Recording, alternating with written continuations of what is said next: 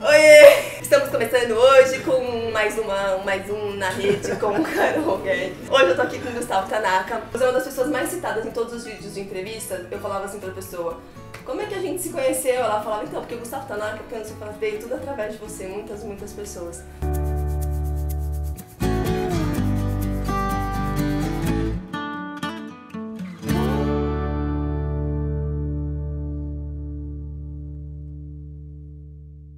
Como eu conheci Gustavo? Vamos falar da rede, né? Eu tava buscando investidor pra minha startup e aí conheci o Renato. Renato conheci o Gustavo. E aí eu virei pro Renato e falei assim, Renato, eu tô querendo muito fazer um trabalho um pouco mais de rede com o Quintal. Eu não queria trabalhar mais sozinha, eu não aguento mais ficar sozinha. Ele falou, tem um amigo meu, tá empreendendo nesse lugar de trabalhar em rede. Eu falei, então me bota em contato com esse homem. Ele entrou no Facebook e falou, Gustavo, isso aqui é a Carol, isso aqui é o Gustavo. Aí o Gustavo não respondeu. Mentira, não, né? não é. Não respondi? Não respondeu. Você só vai responder depois. E aí eu fui conhecer o Gustavo e aí foi tipo amor à primeira vista. Eu olhei e falei, cara, eu preciso trabalhar com esse homem. Ele tava fazendo um trabalho muito legal na Baobá, com uma ideia muito humana e com um olhar muito profissional e empreendedor, mas também um olhar de um lugar de muito amor, assim. Faltava nos seres humanos do mundo e você tinha isso. Você tem isso. Aí, bom, depois de todo mundo falar de Gustavo, eu já tava querendo encontrar com ele faz tempo, mas ele é um cara que tava viajando muito. E agora está em São Paulo e eu aproveitei essa oportunidade pra encontrá-lo.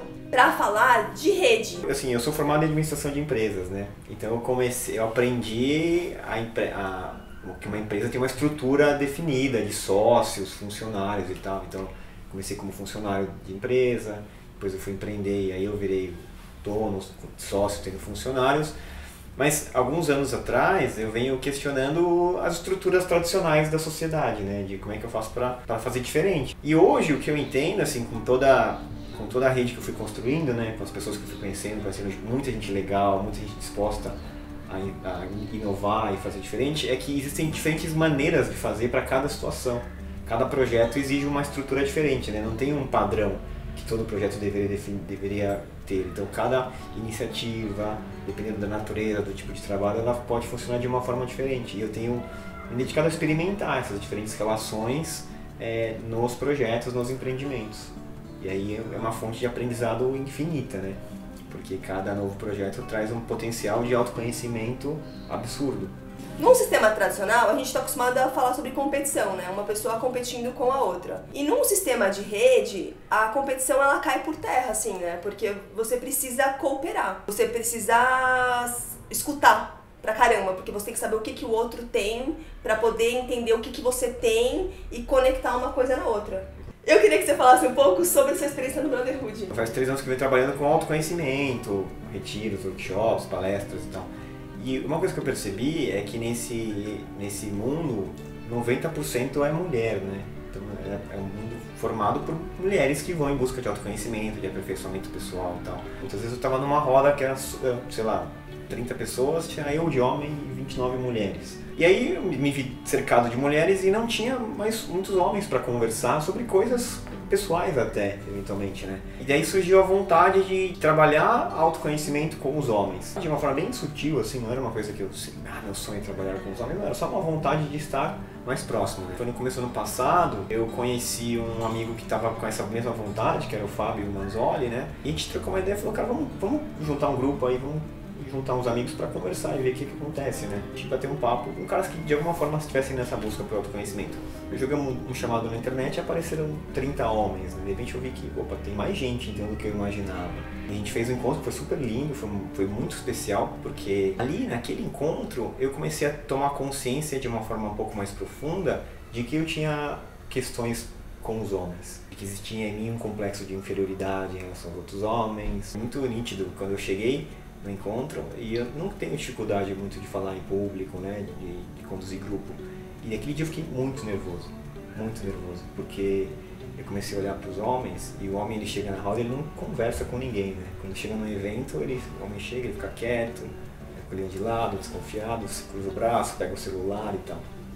E aí os homens estavam todos nesse lugar, assim, eu comecei a ficar incomodado, porque eu via assim, que às vezes chegava um cara que era muito mais alto do que eu, e aí eu falava, nossa, é muito mais que eu. Aí vinha um cara que era muito mais forte do que eu. Aí chegava um cara que tinha muito mais barba do que eu. Tinha um cara que tinha mais pelo no braço do que eu.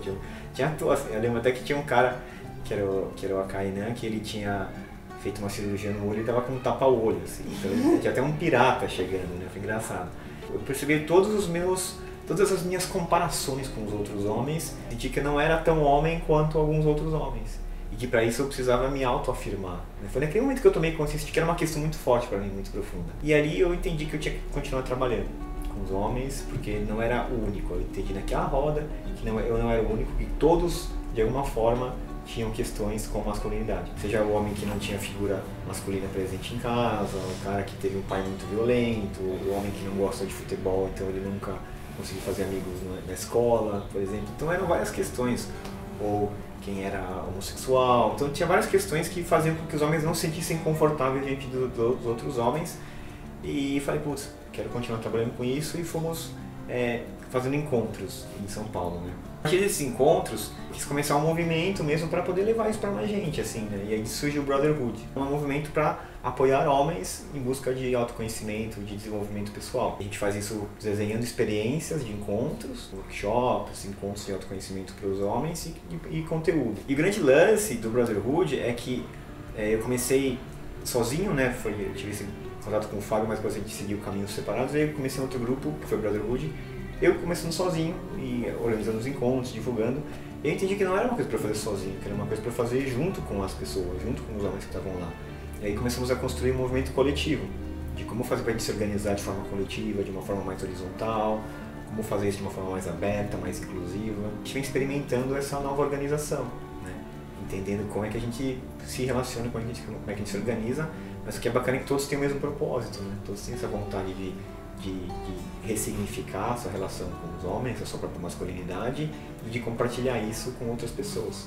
Esse grupo que se formou de homens que estão levando o Brotherhood, quantos homens são mais ou menos? Hoje a gente tem um conselho de 6, mas a gente tem pessoas que vão apoiando, assim, eventualmente. Então tem 6 pessoas que é o núcleo duro, né? Que são as pessoas que estão lá, tipo, firme e forte. Isso. E tem outras pessoas que são chamadas conforme ou aparece. Conforme as habilidades, conforme as necessidades. No Brotherhood a gente tem um grupo de 60 homens. Isso aqui em São Paulo, né?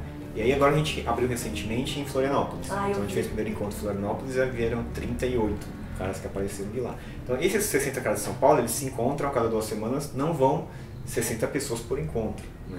Mas eles fazem parte da nossa rede, da nossa comunidade. A gente vai abrindo possibilidade de trabalho, de projetos para cada uma das pessoas que a gente conhece ali. A gente conhece que sabe fazer vídeo, a gente chama para fazer aquele projeto especificamente, fazer aquele vídeo. Não precisa participar de todas as decisões.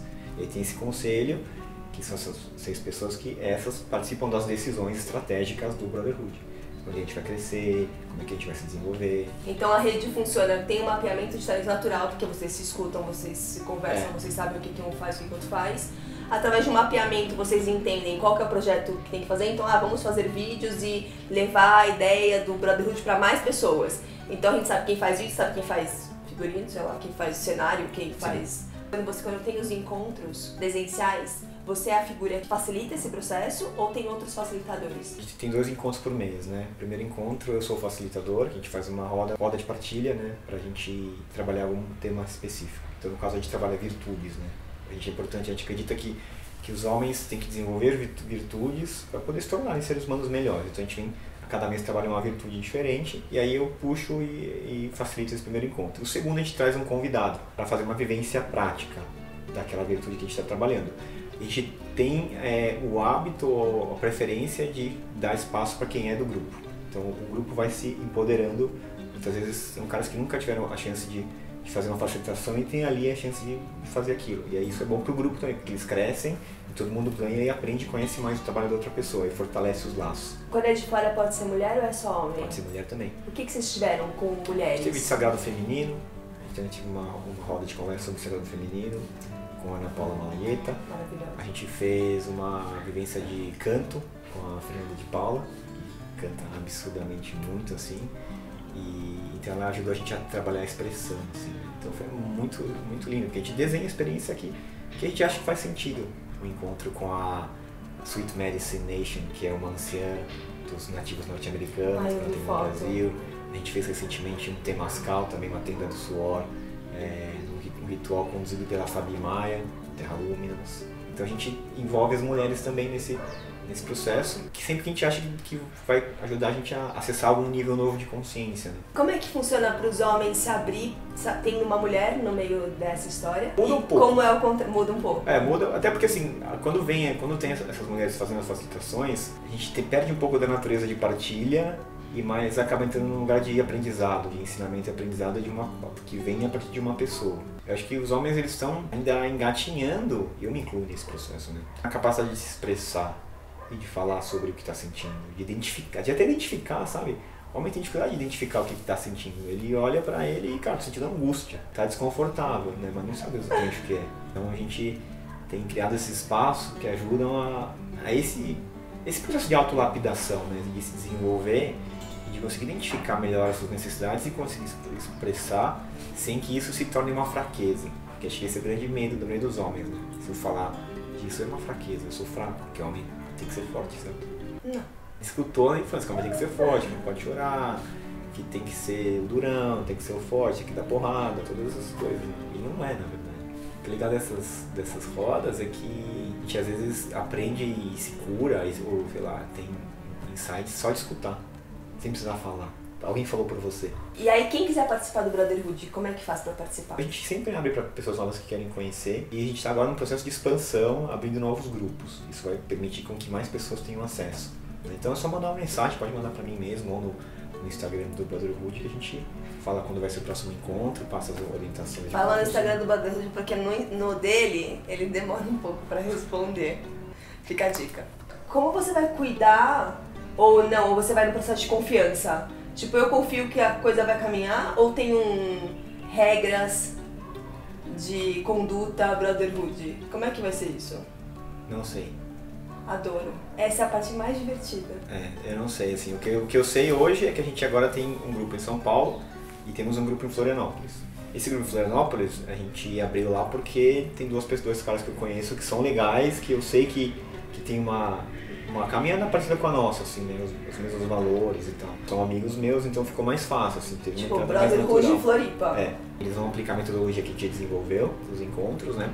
Só que com a liberdade deles criarem aquilo que está vivo naquele grupo, entendeu? Não dá pra ser igual, é mais orgânico, né? Então a gente vai experimentar e ver. Às vezes pode ser que fique muito diferente, a gente tem que trazer um pouco de volta, ou vai ser ou que fique muito diferente, vocês bebam dessa fonte e queiram também pode melhorar, pode ser mudar. Que o grupo de lá desenvolva coisas que a gente não conseguiu fazer aqui. Então a gente vai abrir agora em janeiro mais um grupo em São Paulo também, então a gente vai ter 3 grupos acontecendo.